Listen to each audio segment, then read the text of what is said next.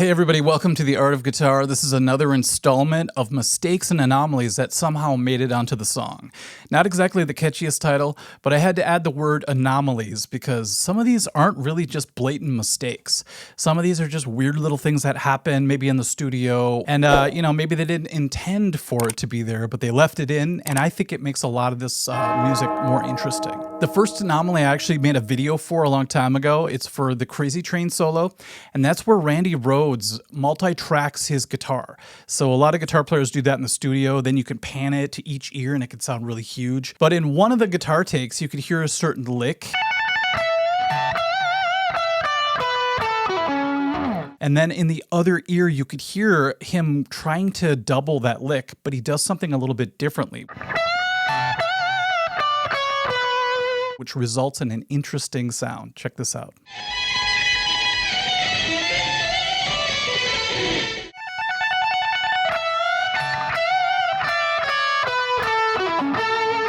That same thing happens in the beginning of Seek and Destroy by Metallica.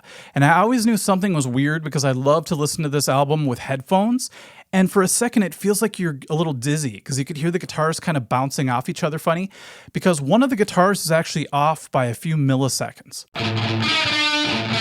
What I did was I put it into Pro Tools and I lined it up so that it matched perfectly. And now it sounds like this. So I believe James did all the rhythm guitar recording on that album, and so he just didn't follow himself perfectly the first time through. But I kind of like the off sound a little bit. I think it's just because that's the first way I heard it, so I'm used to it. When it's perfect, it sounds good, but once again, it just loses that character that it has when it's a little bit off. I'm kind of glad that I waited as long as I did to make this third installment because I only learned about this next anomaly or mistake a couple days ago. And if you listen to the beginning of The Chain by Fleetwood Mac, you can hear what sounds like Lindsey Buckingham dropping the F-bomb right off the bat. So I really think that's happening in the beginning of the song. Now there's all those stories about when they made Rumors and it was just a crazy recording experience. The whole band was kind of in turmoil. And so who knows how frustrated Lindsey was when he was recording this part. Maybe he was just letting off some steam or something. I don't know. The song Jamie's Crying by Van Halen has always been special to me because I have an older cousin and he used to, kind of tease us a little bit when we were kids. And the only way I could get back at him was to start singing Jamie's Crying because my cousin's name's Jamie. What I never knew before until someone actually told me about it, by the way, thanks to everyone who made suggestions, you made this video possible. There's a drum part in the pre-chorus around 114 in the song where Alex Van Halen's already doing this really cool 16th note groove. Just to try to make myself feel better. And then all of a sudden he busts into a straight beat. Which I think he thought he was going into the chorus right there, but they weren't. They were supposed to do the pre-chorus one more time. So you hear him go from the 16th note hi-hat pattern to a straight pattern, and then he slides back into the 16th note pattern. So they actually left that in the song, which is so funny. I wonder if every time Alex hears it, he's just like, ooh, got away with that one. A lot of people suggested the next one, and that's The Ocean by Led Zeppelin. They said there's a telephone ringing. And I listened and I couldn't hear it the first couple times. And then at around 1:38 in the song, you can hear a phone start ringing. It's really strange. Now, what I did was I EQ'd it in Pro Tools to kind of bring out the frequencies of the ring. So here it is. And I actually hear it ringing 2 times, even with my somewhat compromised hearing. Sometimes my ears don't pick up the highest frequencies very well, but I could hear it ringing 2 times. And I always wondered how that took place, because if you listen to the individual tracks, like the guitar track only or the drum track only, you can't hear it. So I'm wondering if it happened in the control room and it just came through like the talkback mic somehow. But I don't know, it's one of those strange things. In the song Good Riddance by Green Day, I think it's called Good Riddance, Time of Your Life, I believe. There's a weird thing that happens in the intro. And I remember reading in a guitar magazine that Billy Joe was having trouble playing the intro a little bit. So I'll just show you on this guitar. Sorry, I had to plug this in. Okay, so the beginning, it is kind of difficult because you have to avoid the first string. It's easy to go.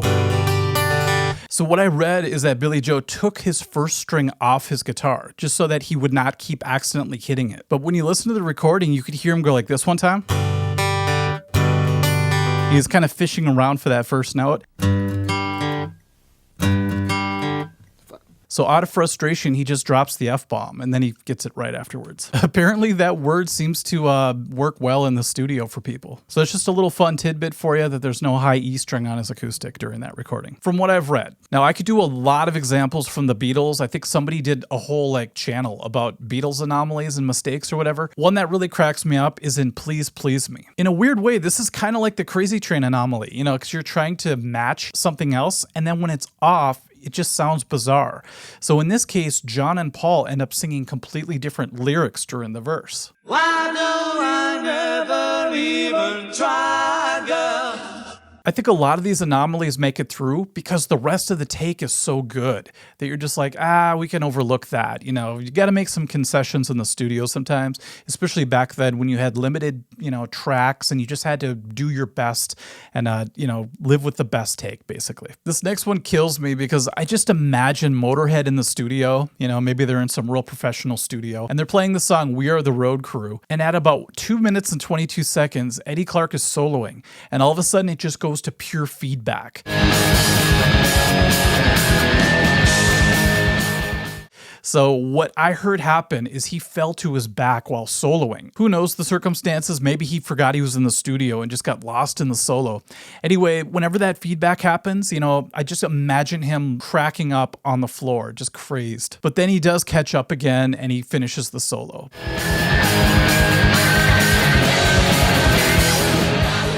But that whole section with just the feedback, it just leaves a lot to the imagination. A lot of people suggested the Whole Lotta Love vocal part where you could kind of hear an echo of what he's about to sing before he sings it.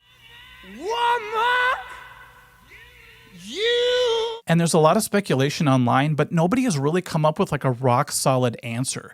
Some people thought maybe it was bleed through the drum mics for a follow along track. Some people think it was bleeding from the other take, from another track on that tape. And some people say they just used delay and reverb on the track and just laid it in the background just to fill up the sound a little bit. But either way, I love that it's known as this anomaly that nobody can really figure out and people just accept it. They're just that's art. Sometimes it's unexplainable, and I actually like it that way a little bit. Speaking of Zeppelin, I already did a video about this, but I thought I would include it because it's so interesting. Well, it turns out whoever was in charge of hitting record that day accidentally recorded over the drum tracks in the intro. Now they could have just redone the drum track, but that's asking a lot, especially if the drums had already been taken down, the board has been zeroed out. I don't know the circumstance, but it's a lot harder to do than you would think in a recording studio. So instead what they did was they just used some creativity. They decided to make it a part of the actual song by fading it in after the drums came back. Everybody's gonna know. And I don't think they ever called out the person who actually made the mistake, but trust me, I know the feeling of accidentally recording over something in the studio. Your heart just stops. Because back in the day, we couldn't just undo a mistake with some key commands. We just had to freak out and apologize to the band, or just walk out the back door, never to be heard from again. Remember the first time you heard Through the Fire and Flames by Dragon Force, and it basically blew everybody away. I remember because Guitar Hero really made it huge, and all my students were trying to beat that song on the game. Well, I never caught this before, but at the very end of the song, Herman Lee's just going nuts, right? And he does this wild dive bomb. So he hits a harmonic and lifts the bar, and you could hear the strings snap. But there's already so much chaos going on that they made it work in the song perfectly. So if you put the right effects on things and you have a lot of sounds going on around it, it can actually sound like they did it on purpose. I think that's probably why I avoid pulling up on my whammy bar, especially live. I've just felt that string snap way too many times in that situation. Now, speaking of string anomalies, in the beginning of I Feel Fine by the Beatles, you could hear them hit an open A string, and then it frets out a little bit, and then this really cool feedback happens. Check it out.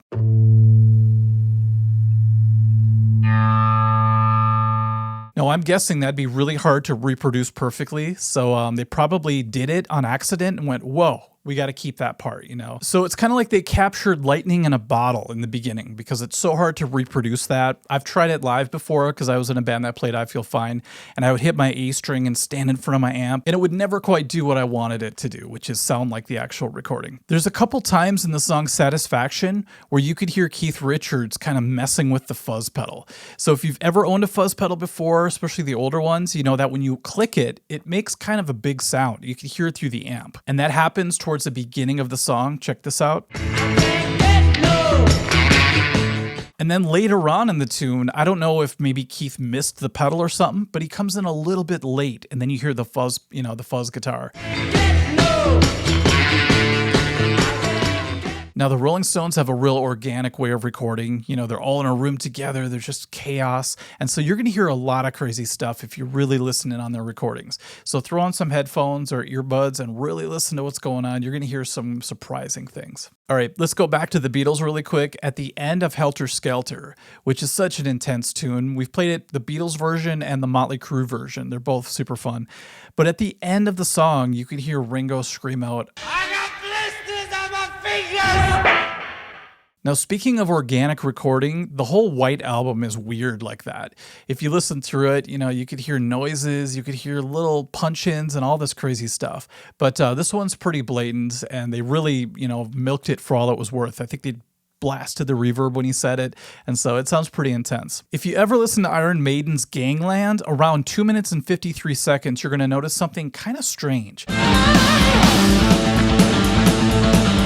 Because Adrian Smith does this ripping solo, and all of a sudden on the next part where I believe Dave Murray was supposed to come in with a lead, there's just nothing there. So it's basically like 4 bars, or maybe it's 8 bars, of just rhythm guitar, drums, and bass. It's just hilarious to me. I bet you it was one of those whoops moments where you're mixing the song and you get done with it, you're like, oh, that's great. And all of a sudden later on, you listen back and go, wait a minute. Something's missing. But you know, they say you got to know when not to play. Usually those are the tastiest players. And if that's true, Dave Murray just laid down the tastiest solo of all time by not playing one single note. Okay, this next one's pretty intense, but it's in Sweet Home Alabama. A lot of people think that Ronnie actually says something about donuts. What do they think he's saying? Something like, my donuts, goddamn, or something like that. But I did a deep dive on this a little bit, and if you listen really carefully to just the vocal track, he's actually saying something else. Montgomery's got the answer. It's not as funny, but it's Montgomery's got the answer. It's just the way he says it for some reason makes him sound like he's saying my donuts. I believe it's just another diss for George Wallace, the governor at the time.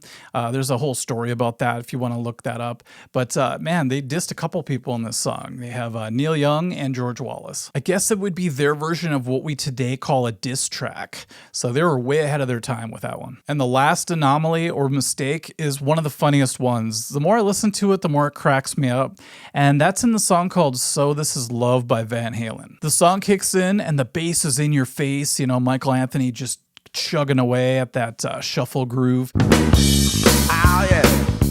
And all of a sudden, the bass gets turned down, and it's not by a little bit either. It starts up here and it comes down like 10 dB or something. Check this out. I wonder if it was another whoops moment where maybe the engineer was like, whoa, that's pretty loud. Let's kick that back. I hope nobody notices. And it just confirms that the bass player always gets the short end of the stick. All right, everyone, that was super fun. In the comments section, if you want to, let me know which one was your favorite.